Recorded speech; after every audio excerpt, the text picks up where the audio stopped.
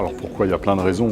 D'abord, depuis pas mal d'années, je voyage et je me rends compte des dégâts sur la biosphère. Et des dégâts véritables, enfin des dégâts non seulement au niveau de l'environnement, mais au niveau de la vie des gens. Donc ça me marque beaucoup.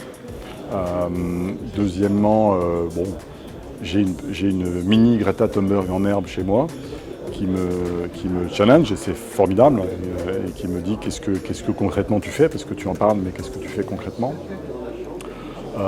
Et puis évidemment ça a été la rencontre avec Cyril Dion, qui est un garçon vraiment lumineux à tout point de vue. Pour moi, c'est quelqu'un qui est extrêmement doué.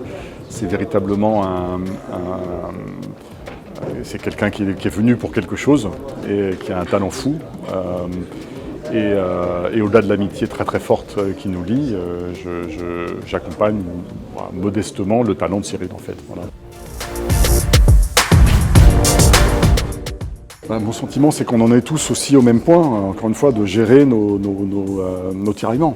Donc fondamentalement, là je vais être un peu provocateur, mais je viens du monde de l'hôtellerie. Donc fondamentalement, on peut se poser la question, est-ce qu'on continue à faire voyager les gens, par exemple?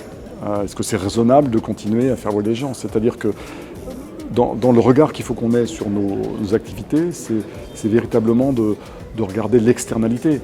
Dans le monde de l'hôtellerie, alors évidemment, il y a plusieurs formes d'hôtellerie. L'hôtellerie locale, régionale, avec le tissu économique local, les clients qui sont locaux, régionaux, ont forcément un impact beaucoup plus faible que d'aller à l'île de Pâques faire un hôtel. Voilà, on sait que l'externalité de l'île de Pâques, ça va peser lourd pour la planète.